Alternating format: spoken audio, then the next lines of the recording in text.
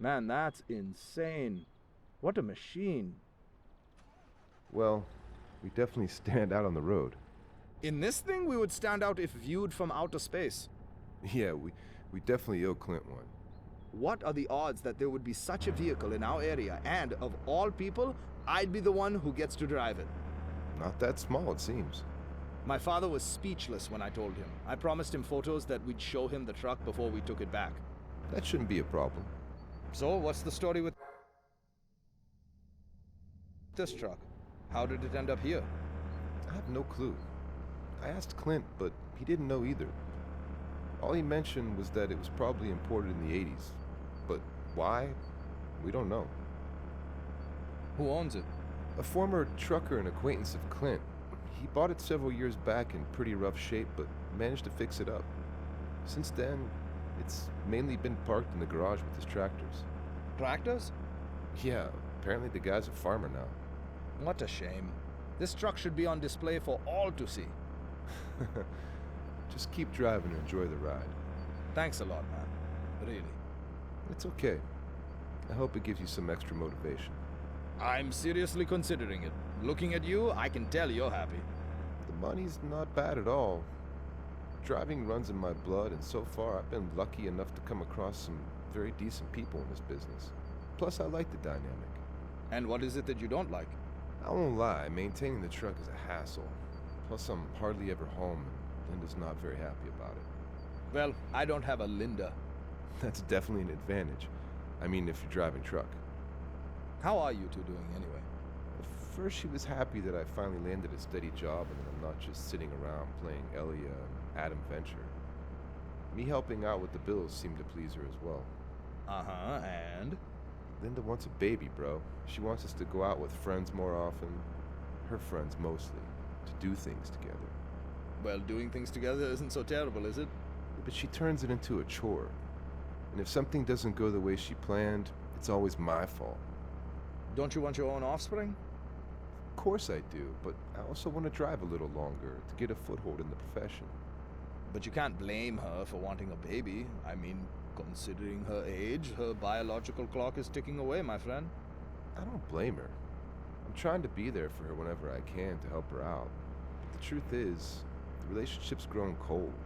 And it's not just in bed. Ouch, sorry, bro. Yeah, we'll be fine. By the way, a couple of weeks ago I picked up a smoking hot hitchhiker from Clinton. Do you remember her name? I don't. Was it Rally? No.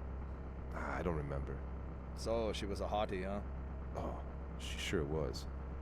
Legs right up to her neck. She was wearing shorts and a tank top to boot. Absolute knockout. She was good company, too. Have you met anyone recently? No, these days I spend all my time online.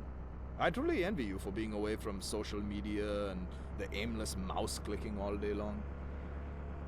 Well, I was doing too much gaming before I got this job, but yeah, I still don't care for Instaface or Geppy.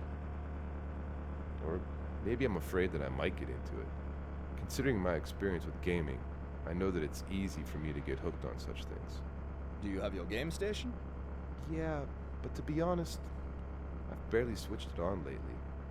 I spend my downtime listening to music and reading. When were you last at Fleetwood? I can't remember.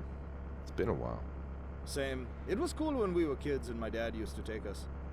Yeah, it was magical for me. How's your dad doing? Well, nowadays, his walking stick is his best friend. He mostly just watches cricket, so my mom is taking care of pretty much everything around the house and the yard. The woes of old age, I suppose. But they're okay. Holding up. I have mad respect for them. I'd love to be like your folks when I get to their age. Me too. Although my mom is overdoing the prayers to Krishna, she really wants me to find my soulmate. You will, man. Probably soon, too. I notice you barely mention Alice anymore. No need to. I hope she's also doing well and she's happy. Ramby, I can't remember the last time I've seen you gloomy and down. That's because normally you're Mr. Doom and Gloom. Just kidding. It's no joke. I'm a fucking loser, I get it. But driving makes me feel, I don't know, free. I get to let my mind roam, and for once, I have a sense of belonging. It sounds right, and it makes sense. It's in your blood. Yeah, but somehow I had always kept away from trucking. Not because of my father either. It just felt foreign. I guess I had to hit rock bottom first to follow in my dad's footsteps. Rock bottom? All right, I know it can always be worse, but 2 months ago, I was a lame sissy, staying at home all day doing nothing. Oh, come on, you're awesome. And check out the great weather today. Here we are, driving an Indian truck around Fleetwood. It's truly a surreal experience. Yeah, you're right.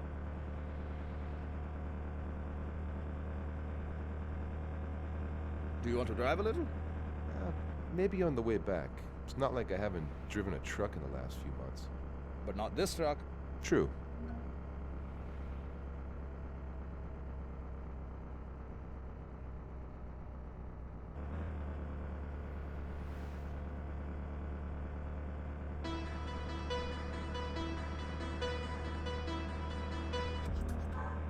Hello? I'm listening, Mother. How are you, Natty? Are you and Runby having a good time? No, we were hijacked by a pack of feral squirrels. Excuse me? Yup, they've taken us to the nest now, and they want a ransom from you and Rambir's parents. Huh. Are they at least feeding you? Mom, you always find a way to bring food into the conversation. And you hardly ever joke with me anymore, so you must be okay. Of course, we're having a great time. We're driving the Indian truck to Fleetwood. What more could one hope for? Oh, I'm glad to hear that. Can you come by tonight? I've cooked something very special for you. We'll see. I think I'd rather go home. You know, I have a wife who has probably made me something nice as well. Oh, I doubt it. Mom, I'll come to see you soon. We'll talk later. Okay, looking forward to it. Have fun, sweetheart, and tell Ranbir I said hi. Will do. Bye. My mom says hi. Thanks, how is she? Cooking as usual. I'll go see her soon.